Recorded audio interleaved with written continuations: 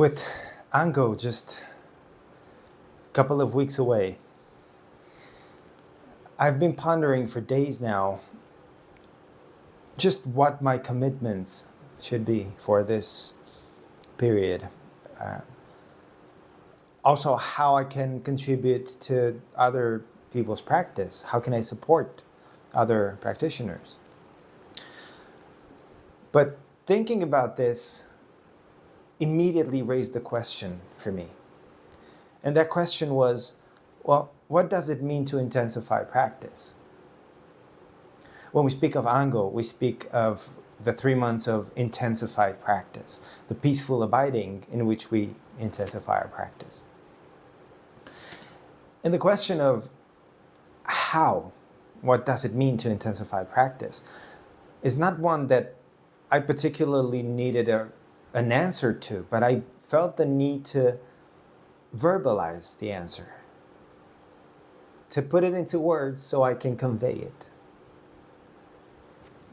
And that's the point of this little talk that I'm doing.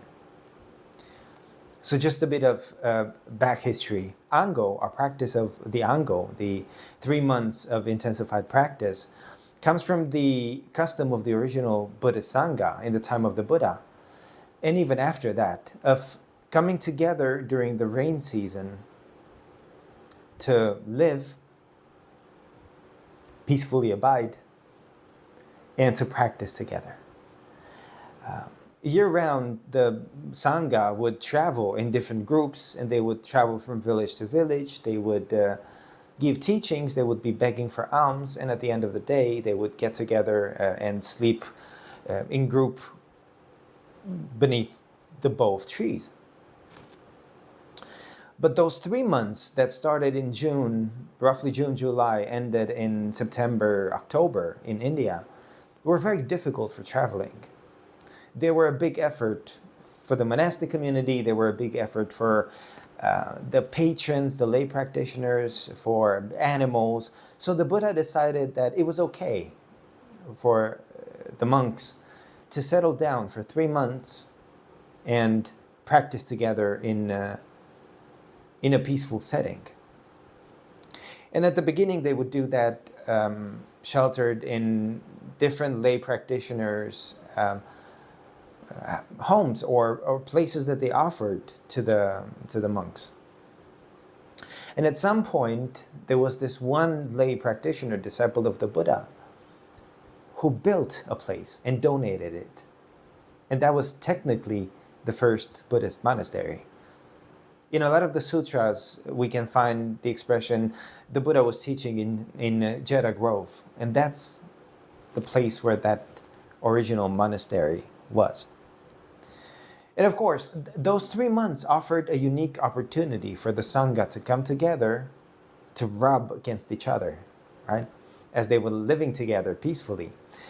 But they got intense teachings from the Buddha and from other senior practitioners. It was a perfect opportunity to also train the younger disciples. And so that's the backstory of how Ango came to exist. And for us, it's the same. We practice in community for 3 months, in our case, from September to December. So the question about practice comes for me because I constantly find that practice, the word practice, is used as a direct synonym of just sitting zazen. Most of the time when someone says, we practice together, I find that they mean we sit zazen together. And of course, zazen is our core practice. That's what we do every day. We have that covered. We have the sittings, the scheduled sits every day. We have the zazenkai together. We have the different groups that sit at different times. We sit on our own. Zazen is covered. But zazen is 25, 30, 35 minutes, 40 minutes if, we're really brave and we have really good knees and backs. Ango is 3 months, 24/7. And so, what about when we're not engaged in Zazen? What do we call practice then? And what do we focus on during these 3 months?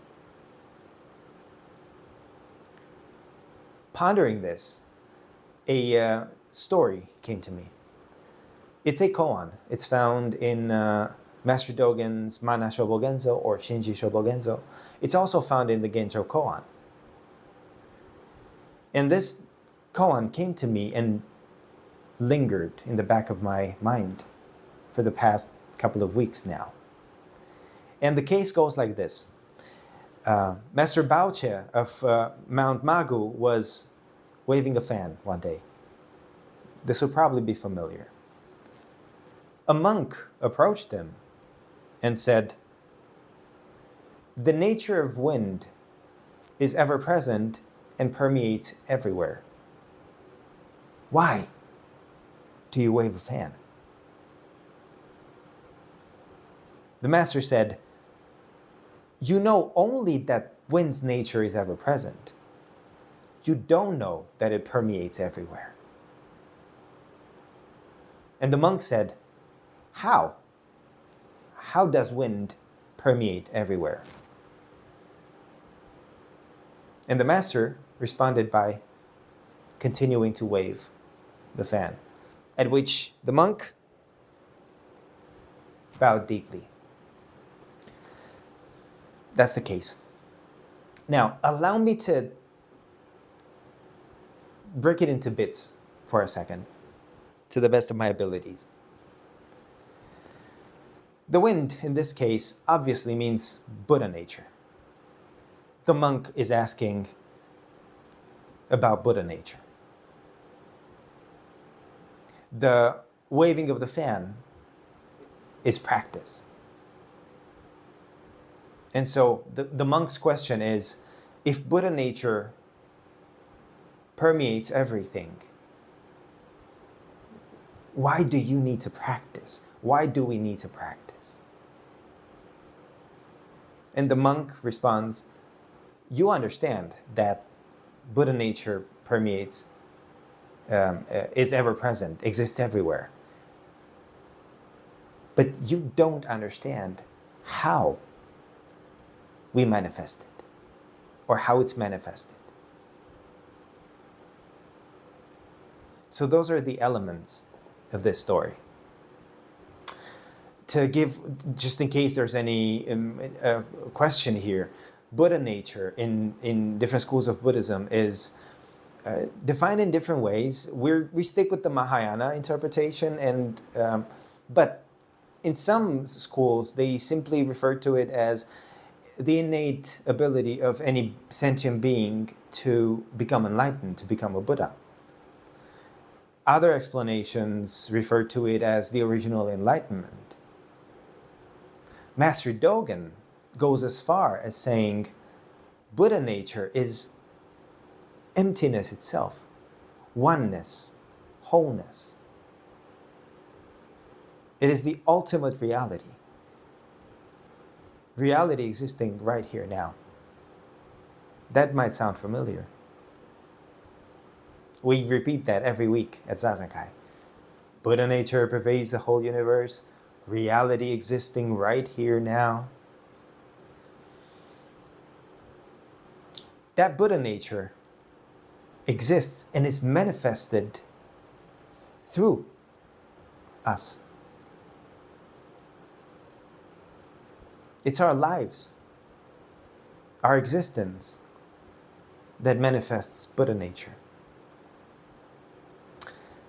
And when we take charge of how that manifestation happens,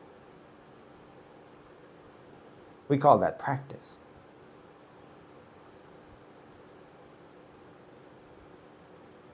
The waving of the fan, voluntary, determined, purposeful, controlled.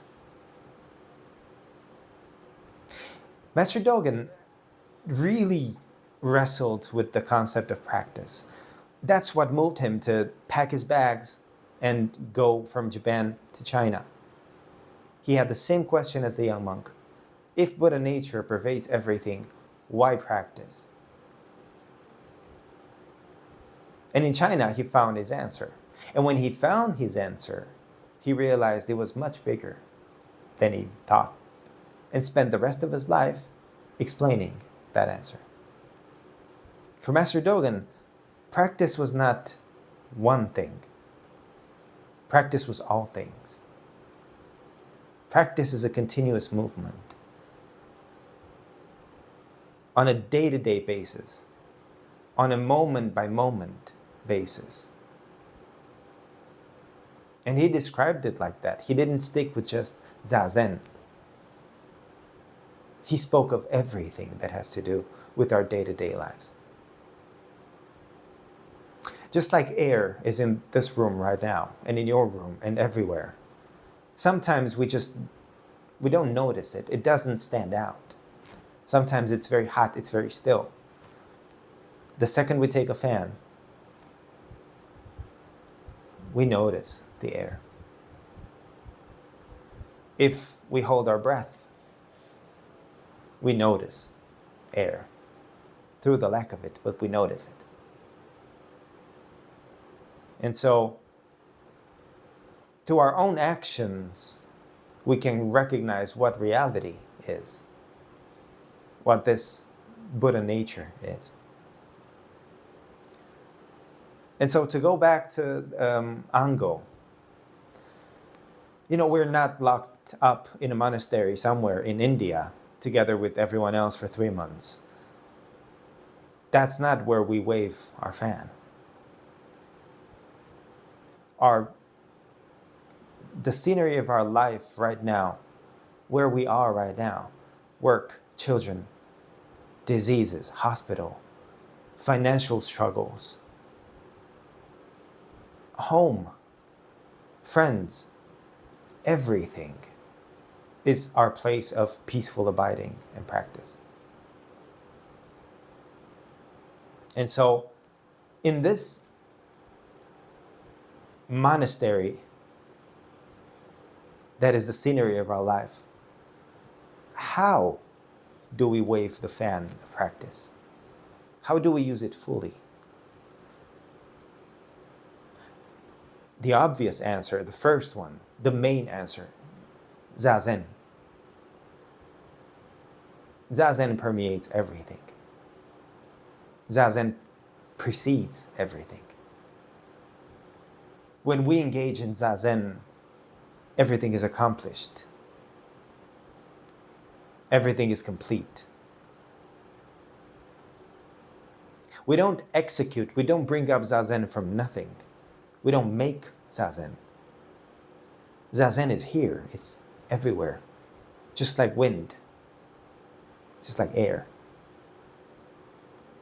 But when we sit into Zazen. We offer our body-mind for Zazen to actualize itself. And so that one is covered. We have Zazen covered. I want to focus on the rest of things that we can do during this period of peaceful abiding. And so, from Zazen, where we understand the interconnectedness, the interdependence, the oneness, the wholeness, as Jundo calls it, the inseparable nature of everything, we understand it, we experience it, we are it in Zazen. And then we gasho, arrange ourselves, we get up, and we walk out in the scenery of our lives. But we walk with an understanding of the true nature of things. And that understanding immediately leads us to the first point of practice, which is vows. The majority of us have taken vows. I'm talking of the Bodhisattva vows. To save all sentient beings. To perceive reality. to transform delusions and to attain the enlightened way. We make these vows, but all of these vows come with a but. All of them point to something limitless, infinite, numberless beings. We cannot reach all of them. Inexhaustible delusions. We cannot transform all of them. Reality, boundless. We cannot know all of it. And the Buddha way, unattainable. That speaks for itself. So, we make those vows and then aim to keep them to the best of our ability in a continuous practice. And what we do is focus on being a bodhisattva and doing that as best as we can. And the easiest way, the most practical way for us to be a bodhisattva is to follow the description of a bodhisattva, to walk in the shoes of a bodhisattva. And that's where the precepts come in. The precepts are a description, a codified description of the complete, full, perfect activity of a bodhisattva or a Buddha.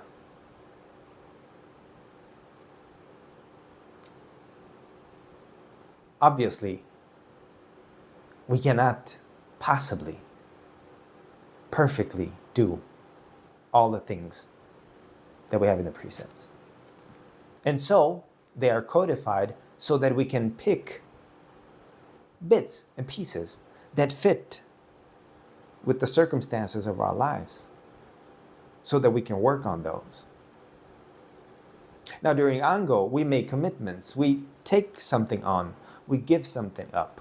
We pick spots that we think are important for us to work on. And they are all related or based on the precepts.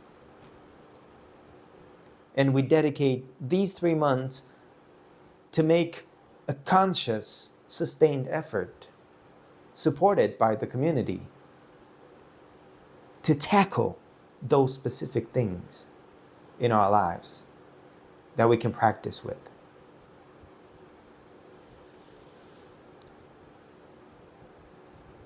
We do our best, moment by moment, to embody those qualities described by the precepts.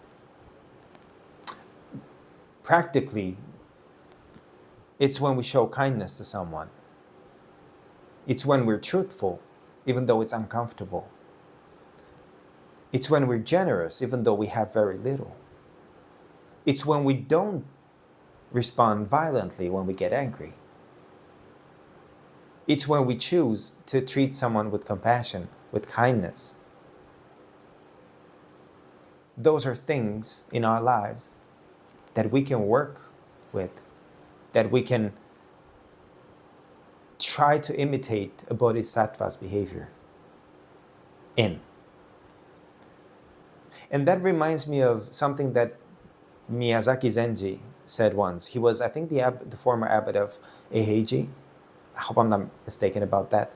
But he said, one day of imitation, or of imitating someone or something, is one day of imitation. 2 days of imitation is 2 days of imitating someone. A lifetime imitating someone is the real thing. Now, I would go as far as saying, every time we imitate someone, it's the real thing. That's what we do in Zazen.